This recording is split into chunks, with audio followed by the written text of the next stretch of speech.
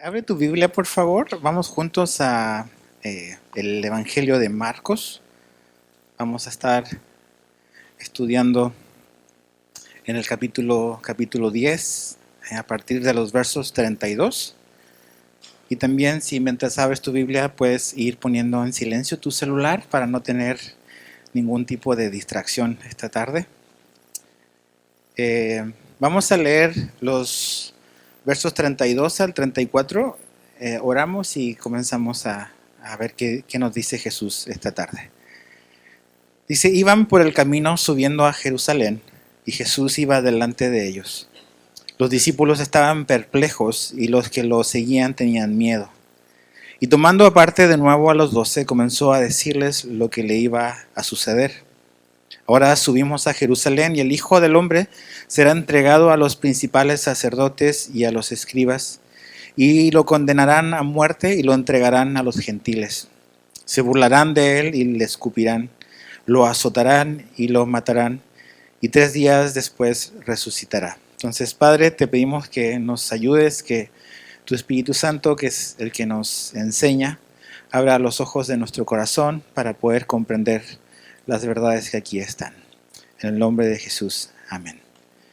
Hemos estado estos últimos meses viendo mucha acción de parte de Jesús, muchas de las cosas que él hizo, pero ya en este capítulo 10, y vamos a ver plenamente en el 11, que básicamente el ministerio de Jesús está llegando a una conclusión.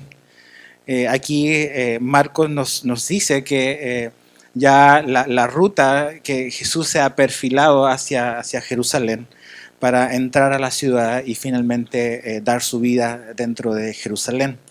Entonces, creo que es importante como Marcos nos ha venido preparando para ese momento y conociendo todo lo que Jesús hizo.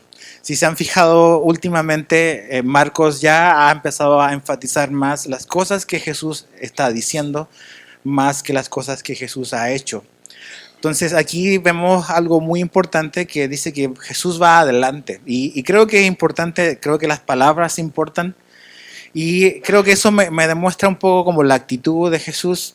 No es únicamente que en la época de Jesús el maestro iba adelante y los seguidores, los discípulos van atrás, sino que creo que esta actitud de Jesús demuestra su actitud respecto a lo que está por delante, a lo que está por suceder cuando Él entra a Jerusalén.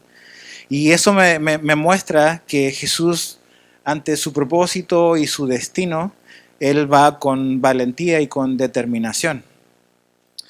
Acabamos de leer que en esta conversación que Él tiene con los 12, Él les anticipa lo que le va a suceder en Jerusalén.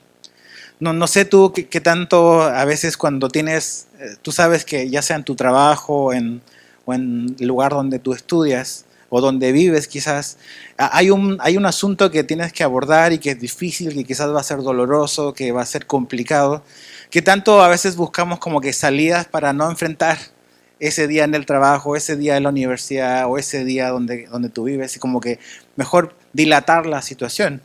Entonces Jesús, sabiendo lo que le va a ocurrir, de que Él va adelante subiendo, creo que es importante porque nos muestra su actitud respecto a lo difícil, que Él no le está sacándole la vuelta a la situación, sino que está yendo con valentía y con determinación.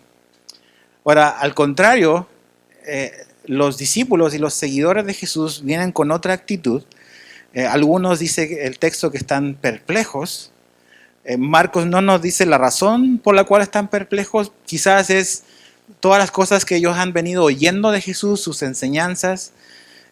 Quizás quedaron perplejos todavía de esto que Jesús, esta conversación que Jesús tuvo con el joven rico, donde Jesús dice que es imposible casi la salvación, pero lo que es imposible para el hombre es posible para Dios. Entonces quizás esta idea de que si quiero seguir a Jesús tengo que tomar mi cruz.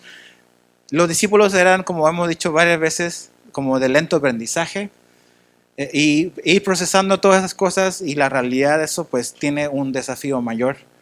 Pero también dice que van con miedo, algunos de ellos van con miedo. Y creo que el miedo tiene que ver con lo que Juan en el capítulo 11, después lo puedes leer, ahí se menciona, Y es que los discípulos sabían que en Jerusalén iban a tener oposición, porque Jerusalén son los cuarteles generales de sus adversarios de Jesús, los fariseos. Entonces están yendo básicamente donde ellos son poderosos, donde son influyentes, y eso les genera también miedo a los discípulos. Muy distinta a la actitud de Jesús, de enfrentar el miedo y el desafío de unos con valentía y determinación. Y en esa conversación Jesús les anuncia nuevamente, como acabamos de leer en el verso 33, qué es lo que específicamente va a suceder en Jerusalén. Y si te fijas, es una predicción bastante detallada, general, pero con varios detalles de lo que va a ocurrir dentro de Jerusalén. Esta ya es tercera vez que Jesús anuncia su muerte y lo que va a suceder. Entonces no es algo nuevo que los discípulos están oyendo por primera vez. Es evidente que ellos no han entendido las implicaciones de eso, pero básicamente Jesús dice que Él va a ser entregado a los líderes religiosos, que Él va a ser condenado a muerte, que va a ser entregado a los gentiles. Vemos en el juicio de Jesús que eso ocurre. Básicamente son los judíos que después lo pasan a Pilato, que es los romanos, y se los devuelve. Entonces hay un ir y venir entre judíos y gentiles. También Jesús anticipa que Él va a ser humillado cruel y públicamente, que va a terminar siendo condenado a muerte, pero da algo muy importante, Jesús lo anuncia desde antes, que Él también va a resucitar. Y al tercer día, no es cualquier día, al tercer día. Entonces la pregunta que debésemos de hacernos es, ¿cómo es posible esto? ¿Cómo es que Jesús está tan seguro de lo que iba a suceder? Y la respuesta es profunda, pero una respuesta sencilla, es que básicamente este siempre fue el plan. Este es el plan de Dios, este es el plan de Jesús. Cuando leemos Isaías 53:10, por ejemplo, cuando Isaías describe al Mesías que va a venir, en el verso 10 dice, pero quiso el Señor quebrantarlo, sometiéndolo a padecimiento.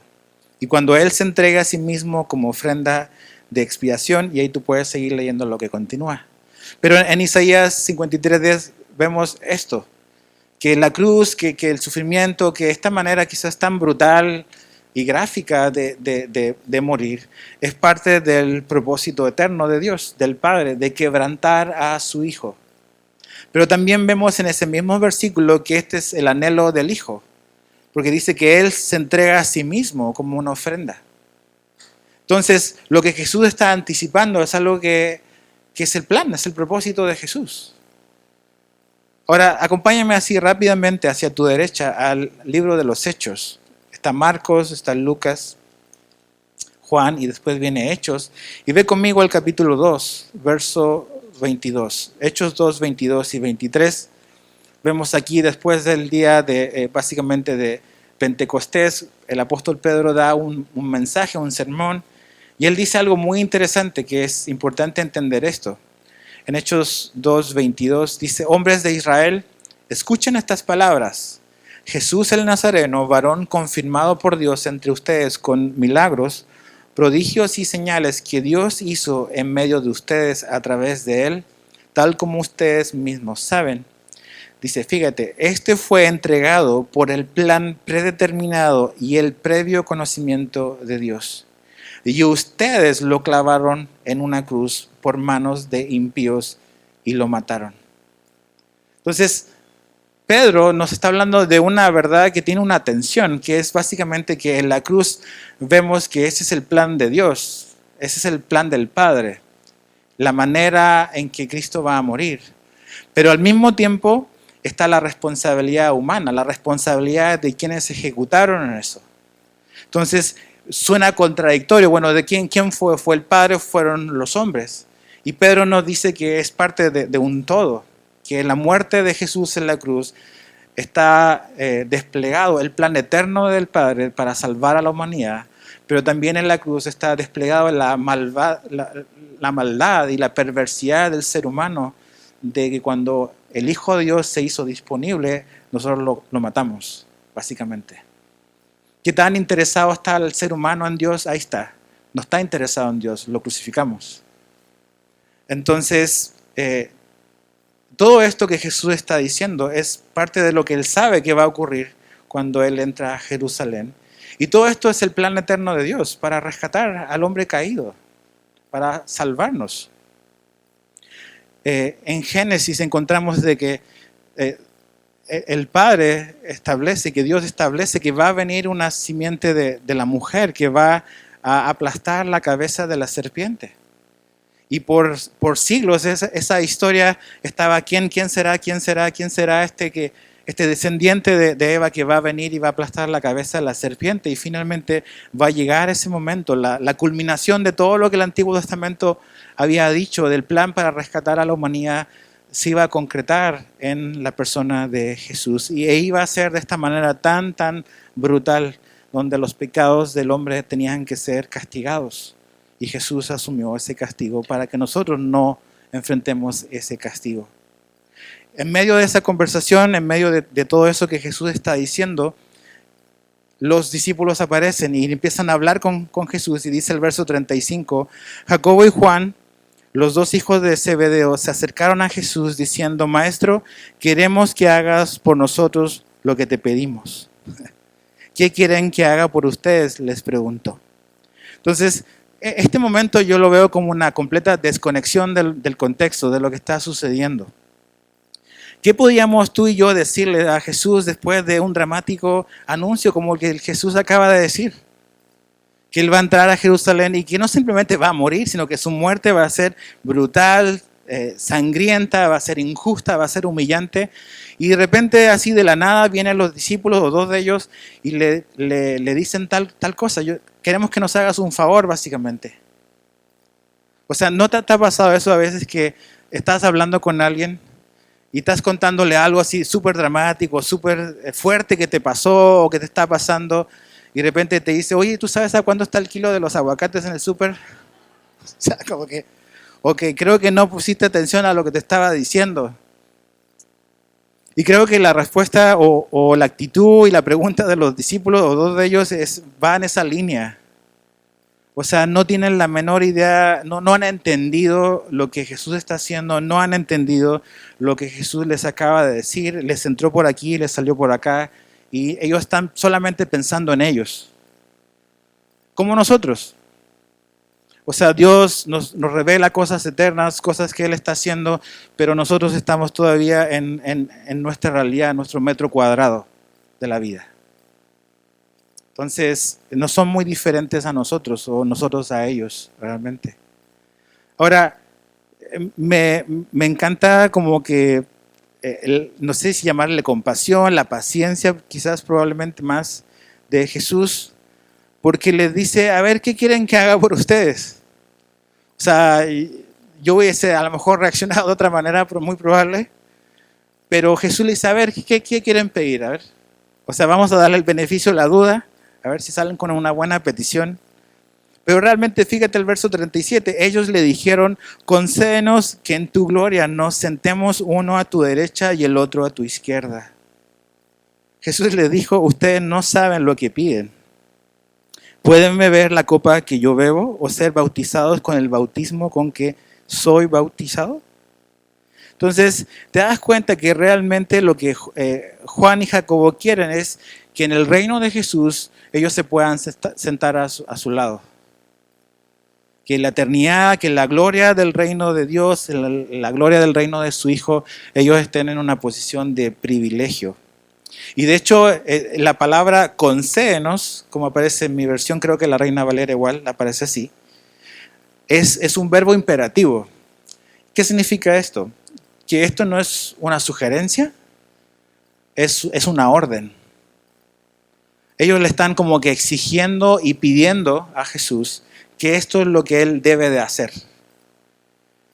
Es una petición egocéntrica, ¿no? Y está ordenándosele a Jesús lo que Él debe de decidir y lo que Él debe de hacer. Ahora, esta petición egocéntrica quizá está fomentada y encabezada por su mamá, por la mamá de estos dos buenos muchachos.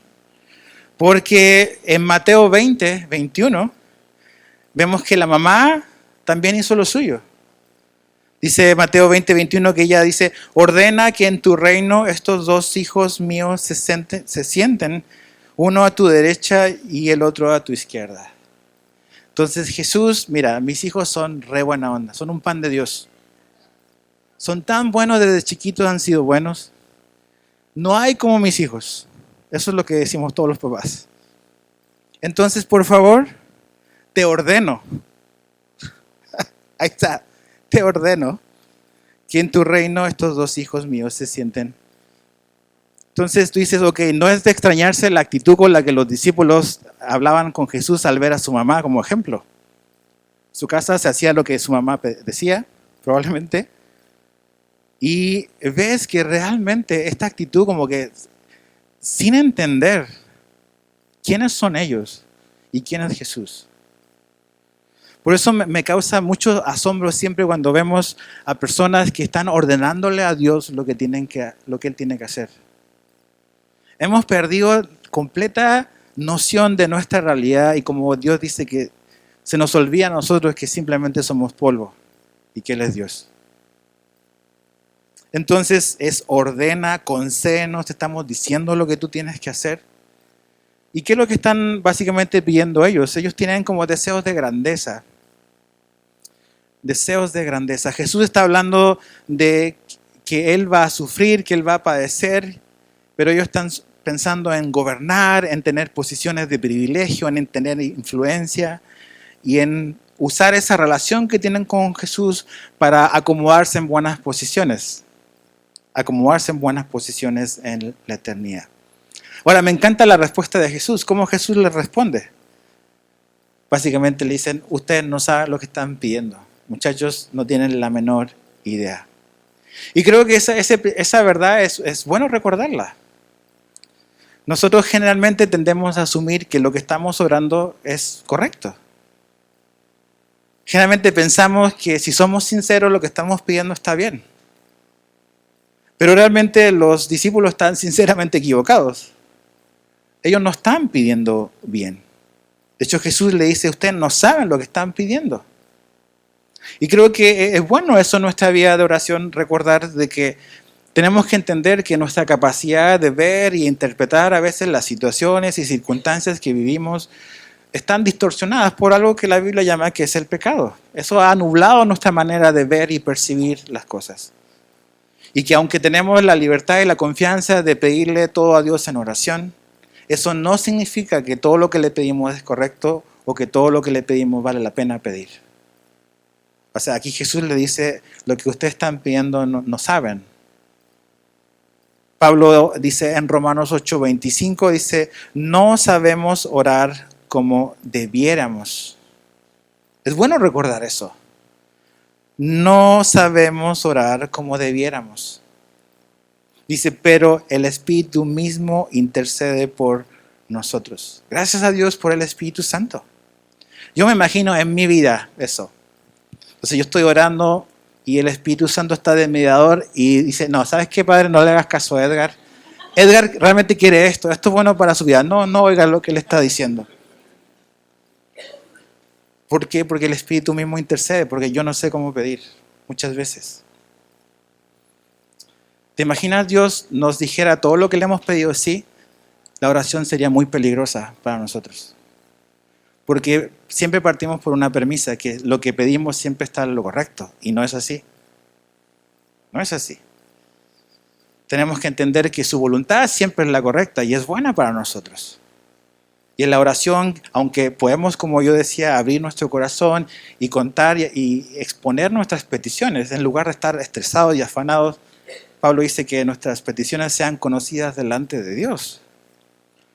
Pero aún en nuestra sinceridad y en nuestro dolor, nuestra manera de orar o las cosas por las cuales oramos no siempre están en lo correcto. Entonces, otra vez, el que podamos pedirle todo a Dios en oración no significa que todo lo que pedimos siempre sea correcto o valga la pena pedir por eso. Bueno recordarlo. Entonces los discípulos dicen, ok, queremos grandeza, queremos aprovecharnos de Jesús para que, Él es el rey, sí, pero nosotros queremos ser segundo y tercero. Verso 39. Dice, les respondieron, podemos. Jesús, ¿qué dice en el verso 38? ¿Pueden beber la copa que yo bebo o ser bautizados con el bautismo con que yo soy bautizado? Le respondieron, podemos. Claro, Jesús. ¿Te das cuenta que esa actitud de que tenía Pedro de yo estoy dispuesto a dar mi vida por ti, Jesús, no era el único? No era el único. Ellos están muy, muy seguros de que, primero, de que entienden lo que Jesús les está diciendo. Segundo, que lo que sea que lo que Jesús está diciendo, ellos son capaces. Y no, todavía no. Muy seguros de sí mismos, que ese era el talón de Aquiles de Pedro. Y ese es el talón de Aquiles de muchos de nosotros. Ve los hombres de la Biblia, los que nosotros llamamos los héroes de la fe. Y te vas a dar cuenta de que hay un común denominador en muchos de ellos. Que su mayor fortaleza al mismo tiempo es su mayor debilidad. Piensa en un hombre del Antiguo Testamento que es un ejemplo para nosotros como Abraham. Abraham lo conocemos como el padre de ¿qué? De la fe. Hizo grandes cosas por la fe.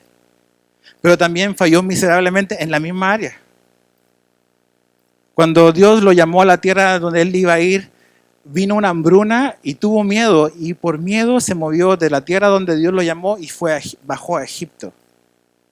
Pero en esa pasada por Egipto, que no fue una vez nada más, agarró a Agar, la sierva, con la cual finalmente él concebiría un hijo que es Ismael.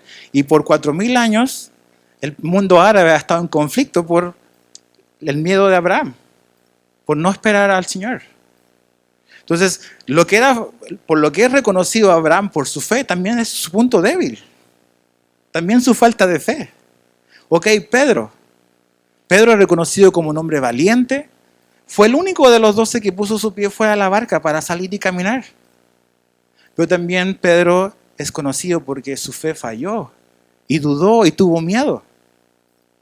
Entonces muchas veces en esas áreas en las que nos sentimos muy, muy seguros de que podemos, es al mismo tiempo nuestro más grande peligro. Porque tendemos en lugar a confiar y depender en Dios, depender de nosotros y de nuestra capacidad de hacer las cosas. Y ahí es donde está el problema. Nos olvidamos de Dios, de sus promesas, que lo necesitamos, que necesitamos su gracia, necesitamos su poder y queremos hacerlo de alguna u otra manera a través de nuestra capacidad. Entonces estos dos le dicen, ¿ustedes pueden? Claro que podemos, Jesús. Podemos. Porque finalmente querer es poder, ¿no? No siempre. Pedro quería y no pudo. Estos hombres querían y no van a poder a la primera. Jesús va a ser arrestado y ¿qué van a hacer ellos? Van a salir huyendo. No están preparados para ser bautizados en este bautismo del sufrimiento. No están preparados para tomar esta copa del sufrimiento. Todavía no.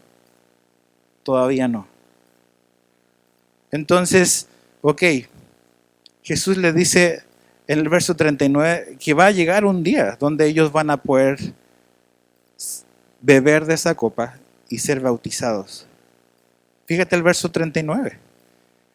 La copa que yo bebo, beberán y serán bautizados con el bautismo con que yo soy bautizado. Jesús está básicamente usando una especie de ilustración, una metáfora, hablando de beber una copa y sumergirte en algo como un bautismo, hablando de sufrimiento. Cuando Jesús estaba a horas de ir a la cruz, él en su oración dice, si es posible, pasa de mí esta copa. Está hablando de la ira, de todo el sufrimiento y la aflicción que Jesús iba a pasar. Y Jesús les dice algo muy importante, predice algo de estos dos, de Jacobo y de Juan, y también aclara algo.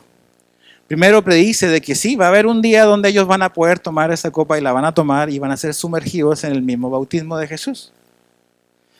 O sea, ellos dos y todos los apóstoles realmente, a excepción de Judas que se suicidó, enfrentaron la realidad del sufrir por causa del Evangelio.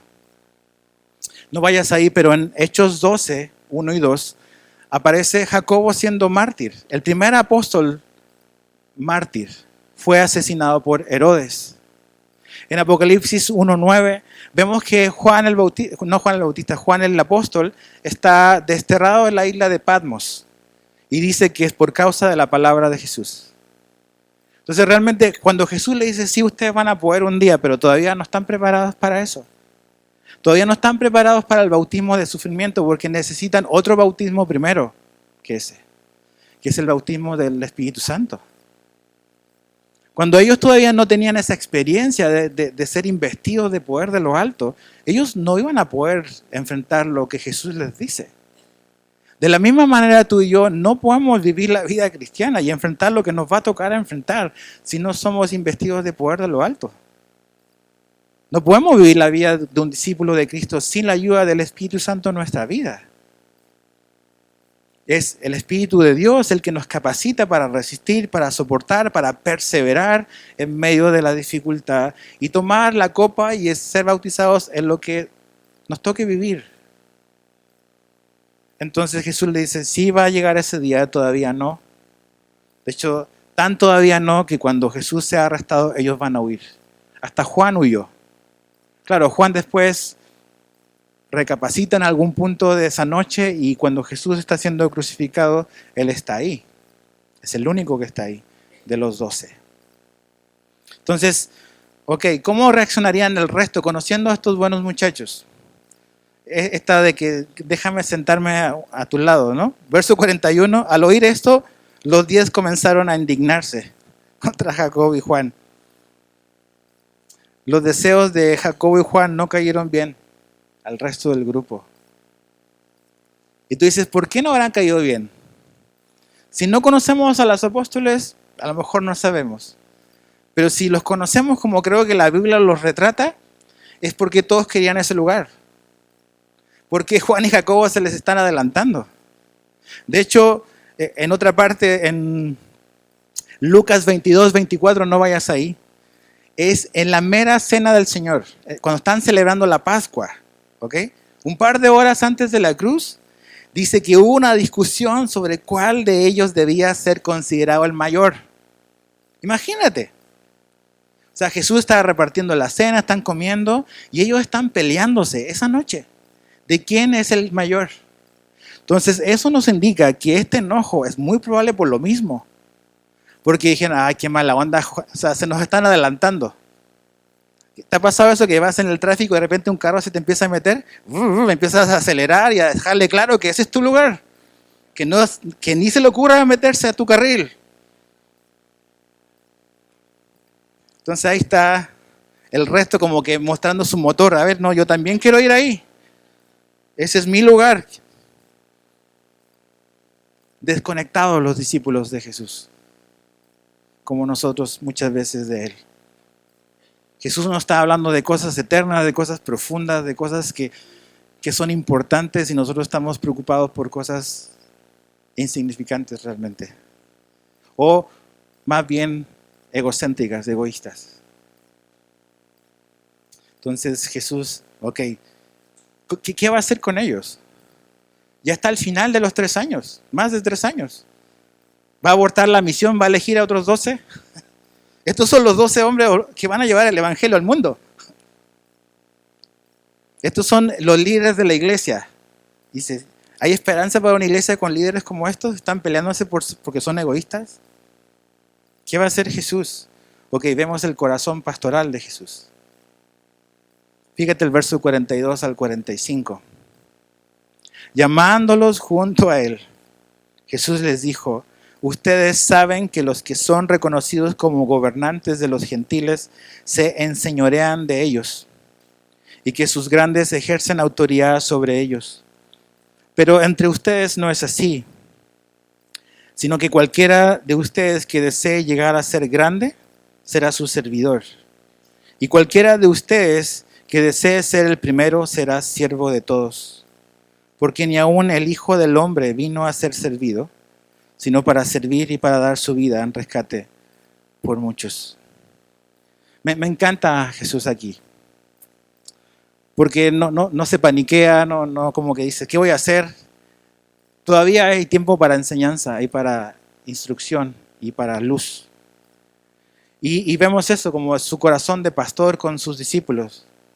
Fíjate que muchas veces en el Evangelio de Marcos pasan cosas o alguien hace preguntas y dice que Jesús llamaba a los 12 y les empezaba a explicar, les enseña, porque Jesús los está discipulando, porque Él no va a estar siempre.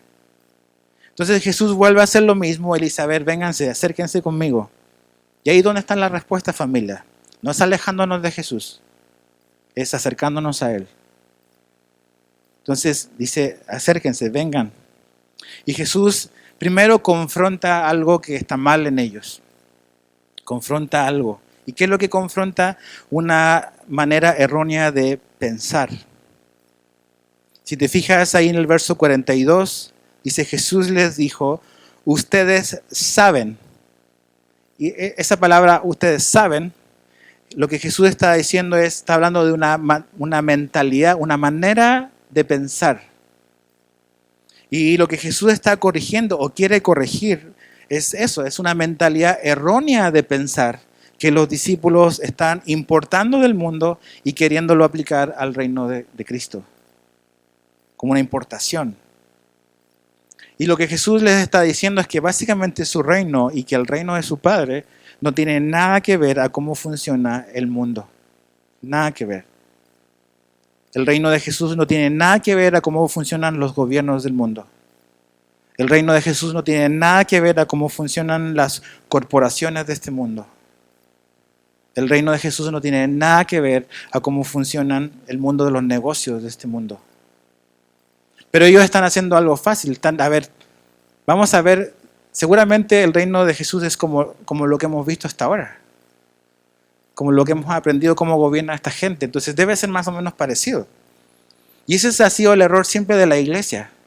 Querer importar las ideas de afuera y aplicarlo al reino de Dios. Y son incompatibles. No tienen nada que ver lo uno con lo otro. Entonces Jesús al pastoralmente confrontarlos con esta errónea idea de pensar, les está enseñando de que esa mentalidad se tiene que ir de ellos como de nosotros también. La mentalidad terrenal busca básicamente conquistar dominando mediante la fuerza. Jesús habla aquí de enseñorearse, de ejercer autoridad sobre. Entonces, básicamente este mundo quiere eso, quiere dominar mediante la fuerza. Y no quizás o únicamente mediante la fuerza física, puede ser fuerza económica. Muchas cosas pueden manipularse para ejercer poder sobre una persona. Entonces Jesús dice, no, mi reino no funciona así. Entonces Jesús, o el reino de Jesús, conquista sirviendo con sacrificio y por amor. Muy diferente. El reino de Jesús conquista sirviendo, esa palabra importante, sirviendo, pero con sacrificio y por amor. Entonces, hoy tenemos todos estos modelos del mundo de los negocios, empresarial, corporativo, y a veces es bien fácil decir, bueno, vamos a implementar eso en la iglesia. Jesús dice, no, ni se te ocurra eso. Por eso la iglesia está en problemas muchas veces. Porque el modelo de Dios es muy, muy distinto. Este modelo piramidal donde todos los que están abajo trabajan para el que está arriba. Jesús vino a invertir la pirámide. El que está arriba va a servir y se va a poner abajo y va a servir a todos los demás. Es contracultural, no es popular esto. Esto no lo vas a oír en una conferencia sobre negocios. No lo vas a oír en una estrategia para conquistar y dominar el mundo. Al menos como el hombre piensa.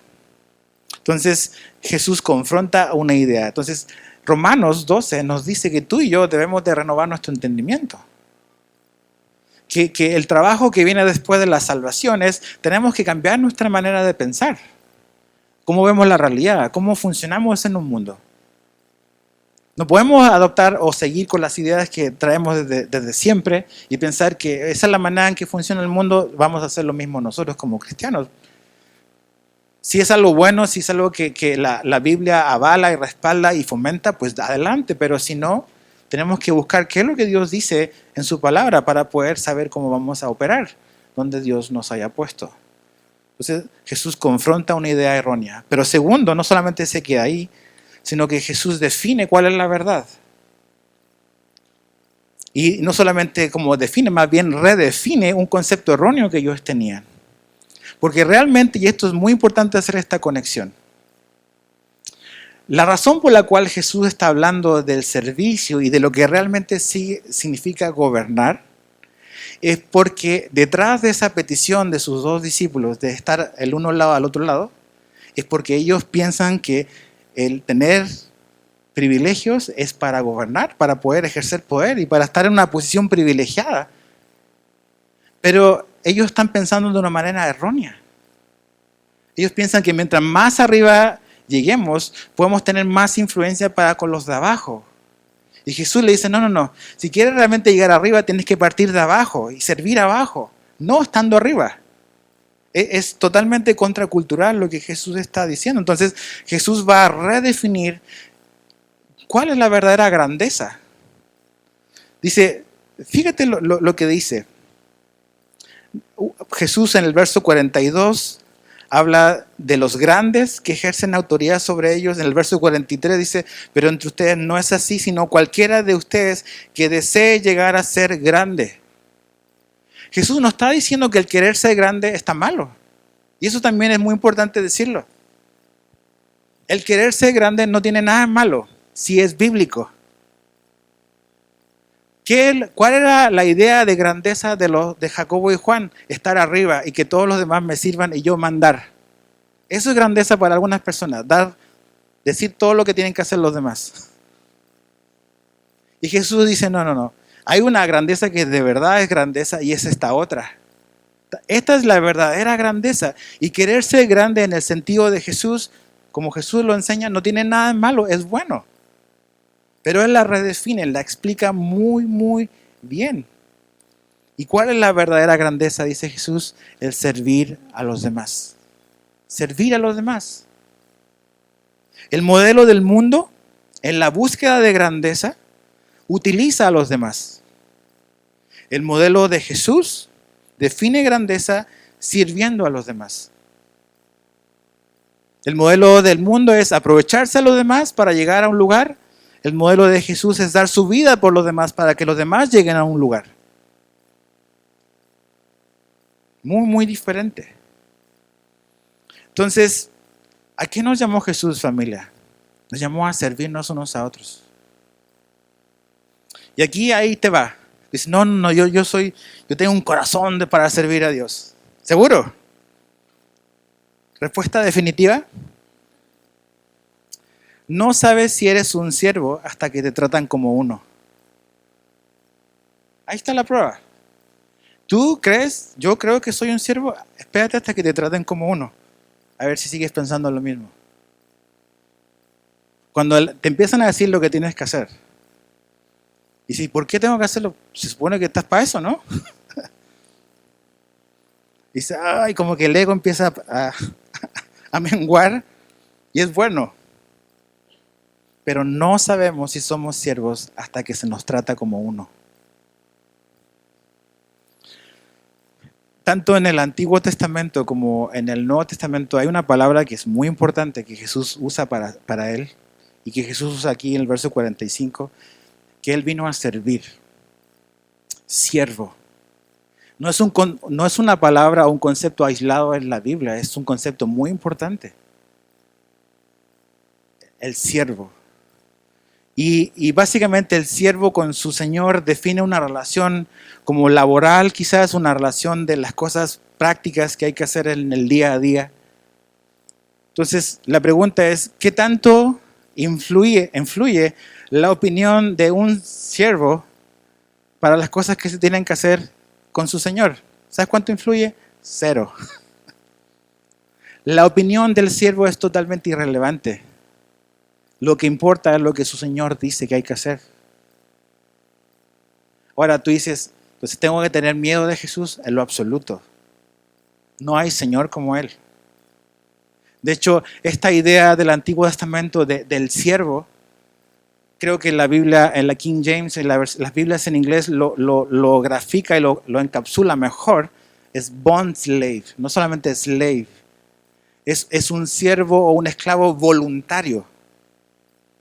A eso no se ha llamado Dios. Entonces, en el Antiguo Testamento, los israelitas, cuando quedaban en deuda, ellos podían servir a la persona con la cual estaban en deuda. Y por un periodo determinado de años ellos eran básicamente sus siervos. Y ese señor proveía de todo lo que su siervo necesitaba y lo cuidaba y todo hasta que su siervo pagaba su deuda y quedaba en libertad. No era un siervo para toda la vida. Pero ese siervo podía hacer una decisión y era que al ver que su amo, su señor, había sido bueno con él, que lo había tratado con cuidado, con amor, que había provisto por sus necesidades, ese siervo podía tomar una decisión. Y era voluntariamente ser el siervo de su Señor para toda la vida. Ese es el contexto judío. Y es el mismo contexto del Nuevo Testamento. Y cuando ese siervo hacía esa decisión, él se perforaba su oreja. Y cuando tú veías a un hombre caminar por la calle con un arete en su oreja, tú sabías que ese hombre era un siervo voluntario de un Señor. Que él había decidido por su bondad y por lo bueno, por todo lo que le había dado con él y con su familia, servirle de por vida. Y a eso es lo que nos está llamando a Jesús. Jesús no está en el negocio de hacernos sus esclavos en el sentido como nosotros pensamos que es esclavitud. Jesús quiere que nosotros le sirvamos voluntariamente, porque hemos visto su bondad para con nosotros. Nos compró en el mercado de los esclavos. ¿Cómo podíamos pagar? No podemos pagar, pero podemos decidir hacer algo con nuestra vida, con el futuro. Servir. Servir. Entonces, Jesús confronta algo, Jesús redefine algo, pero algo muy importante es Jesús modela esta verdad, Él. Porque dice en el verso 45, porque ni aun el Hijo del Hombre vino para ser servido, sino para servir y para dar su vida en rescate por muchos. Jesús no pidió a otros lo que Él no hizo primero. Jesús está hablándoles a sus discípulos de lo que significa realmente ser un siervo de Dios y servir en el reino de Jesús, pero Él lo está modelando al mismo tiempo. Lo está modelando. Dice que Él vino a servir. Entonces, déjame hacerte una pregunta a ti hoy, esta tarde. ¿A qué has venido aquí hoy? ¿De verdad? ¿A qué has venido? ¿A qué has venido a Calvary Chapel a las 12 del mediodía hoy? ¿A servir o a que te sirvan? Pensemos así. No quiero que me respondas en voz alta, pero respóndete eso en tu corazón. ¿A qué has venido a esta vida? ¿A qué has venido a ese matrimonio en el cual Dios te puso? ¿A qué has ido a ese trabajo al trabajo que Dios te dio? ¿A qué? ¿A que te sirvan? ¿A que me sirvan a mí? Si esa es mi motivación o si esa es mi visión de vida, tengo que arrepentirme, que es básicamente cambiar mi manera de pensar. Jesús dice, yo he venido para servir y los que son mis discípulos van a hacer lo mismo. Nosotros no somos diferentes a nuestro amo, a nuestro maestro, a nuestro Señor. Entonces, ¿a qué has venido tú? Jesús nos está hablando de un propósito, que creo que es un propósito para todo discípulo de Jesús. Yo sé que cada uno de nosotros tenemos propósitos particulares y específicos que son a veces independientes los unos de los otros. Dios te llamó o te va a llamar a cierta ciudad, a lo mejor a cierto trabajo. Y eso los tienes que descubrir en oración y en la palabra. No te puedes pasar toda la vida preguntándote qué es lo que Dios quiere de mí. Agarra la Biblia y ora. Pero hay cosas que son muy claras que Jesús sí nos dice que son propósitos para todos nosotros los que queremos seguirle. Y uno de ellos es, tenemos que servir. Yo no puedo pretender ser un seguidor de Jesús y no hacer lo que Él me está diciendo. No hay cosa compatible como ser seguidor de Jesús y no ser un servidor. Tenemos que servir. Podemos servir. Es un privilegio servir. Servir unos a otros. Ahora, yo decía que Jesús lo demostró. no solamente lo enseñó. Entonces ve conmigo hacia tu derecha, por favor, al Evangelio de Juan capítulo 13.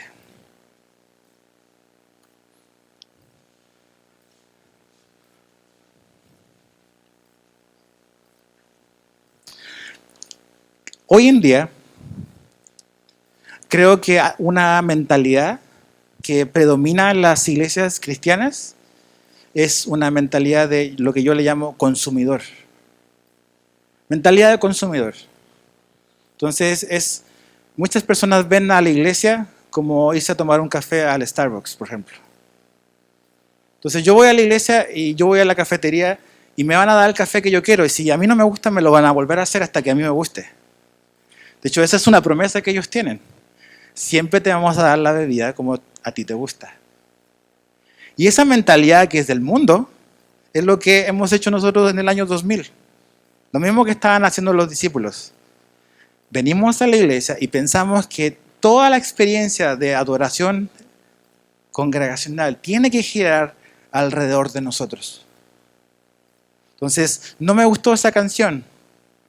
No me gustó hoy la predicación. No me gustaron las luces. Estaba muy fuerte el sonido, estaba muy bajo. No me saludó como yo quería. Me dijo que me sentara acá y no allá donde yo quería.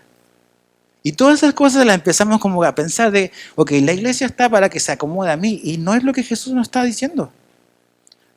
Ninguno de nosotros no es el centro del universo, familia. Ni tampoco el centro de la iglesia. Mira lo que hizo el creador del universo. ¿Qué hizo él? Vino a servir. No vino a ser servido. Y en la noche y en el momento donde quizás él más necesitaba que alguien lo sirviera a él, aún él, en la condición más compleja, él sirvió a los demás. Juan 13. Entonces, verso 12, cuando acabó de lavarle los pies, tomó su manto y sentándose a la mesa otra vez les dijo, ¿saben lo que les he hecho? Ustedes me llaman maestro y señor y tienen razón, porque lo soy. Pues si yo, el Señor y el maestro, le lavé los pies, ustedes también deben lavarse los pies unos a otros. Porque les he dado ejemplo, ahí está, ¿ves? No solamente enseñanza, ejemplo con mi vida. Para que como yo les he hecho, también ustedes lo hagan. Verso 16, en verdad les digo que un siervo no es mayor que su Señor. Y aquí una pausa. Cada vez que tú y yo pensamos que eso que se me está pidiendo o esa necesidad, yo no la puedo hacer y no la quiero hacer, es porque en el fondo tú y yo pensamos que estamos por sobre Jesús. Ese es el pensamiento detrás de eso. Lo que Jesús hizo de lavar los pies a sus discípulos es el trabajo que hacía el siervo de menor escala en una casa. Y Jesús, el creador del universo, el que hizo las estrellas y el sol con su palabra y con sus manos, agarró una toalla y le lavó los pies sucios a sus discípulos. Entonces, cuando yo digo que esa tarea, lo que sea, está por sobre mí, que yo no me puedo rebajar a hacer algo como esto, ¿cómo se te ocurre? Porque en el fondo yo pienso que yo soy más grande que Jesús. Esa es la conexión. Entonces Jesús dice, ok, en verdad les digo, verso 16, que un siervo no es mayor que su Señor, ni un enviado es mayor que el que lo envió. Si saben esto, serán felices. Pero dice algo más, si lo practican o si lo hacen. Quizás diga otra versión. Entonces, la bienaventuranza que Jesús habla sobre el servir no está en saber únicamente, no está únicamente en cambiar nuestra manera de pensar, sino en hacer las cosas, en implementarlo, en llevarlo a la práctica. Pero parte por cambiar nuestra manera errónea de pensar. Porque todos aquí, todos los que vemos acá, el grupo que estamos aquí, el grupo que estuvo a las 10, todos pensamos de cierta manera y es de acuerdo a cómo pensamos en cómo vivimos. No es únicamente en lo que decimos creer, porque muchas veces yo he visto en mi vida y la he visto en los demás. Decimos cosas de nosotros que no vivimos. Entonces, pero todos sí vivimos de acuerdo a lo que creemos, no necesariamente lo que decimos. Entonces, Dios tiene que cambiar, darnos verdad para nuestra mente, pero nosotros tenemos que renovar nuestro entendimiento. Y una vez que hemos renovado nuestra manera de pensar, ahora llega el momento de ejecutarlo. Jesús dice, ustedes van a ser bienaventurados si en la práctica ustedes se sirven unos a otros. Solo así van a ser bienaventurados, o más que felices, o dichosos, podrá decir otra versión. Entonces, algo muy importante. Nuestra posición al otro lado de la eternidad. ¿Dónde vamos a estar? ¿Dónde nos vamos a sentar? ¿Qué vamos a hacer? No depende de nosotros. Jesús lo dejó claro, depende del Padre. Pero hay algo que sí depende de nosotros. Nuestra posición a este lado de la eternidad. Esa decisión sí depende de ti y de mí. Yo puedo decidir qué hago aquí. ¿Dónde me siento? ¿A los pies de quién tengo que lavarle los pies? Eso sí lo puedes decidir. Al otro lado no te toca a ti decidir. Entonces hagamos lo que podemos decidir.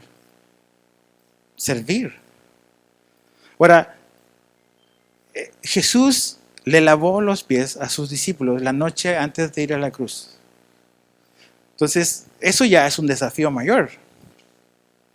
Eso te demuestra que el servir no es cómodo. Si andamos buscando comodidad y estabilidad y cosas así, no lo vas a encontrar necesariamente en el servicio. Vas a encontrar deleite, bienaventuranza, sí. Pero vas a encontrar incomodidad. Vas a encontrar probablemente dolor, decepción. ¿A quién le lavó los pies Jesús? A Judas. ¿A quién le lavó los pies a Jesús? Y se le puso el brinco al inicio. A Pedro, que lo va a negar. Dicen, no, yo jamás serviría a esa persona. Póngame en esta área, por favor. En el cielo, probablemente, si Dios tiene buen sentido del humor, te va a sentar con esa persona.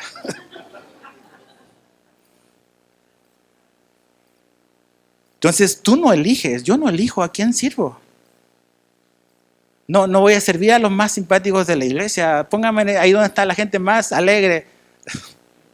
¿Cómo te explico? Servir implica que la gente te vea mal, que te traten mal, que no te haga caso, que todas estas cosas. Pero ¿qué vas a hacer con eso? ¿Vas a tirar la toalla o vas a agarrar la toalla y lavar los pies? La Biblia, y no lo menciona acá, pero creo que la Biblia dice que cuando vamos a servir tenemos que ser fieles en nuestro servicio. Si tú vas a asumir una responsabilidad, sé fiel en eso. Estás sirviendo a Dios, no al hombre. Pero el servir es bienaventurado, pero no está exento de dolor y dificultad, y decepción y tristeza.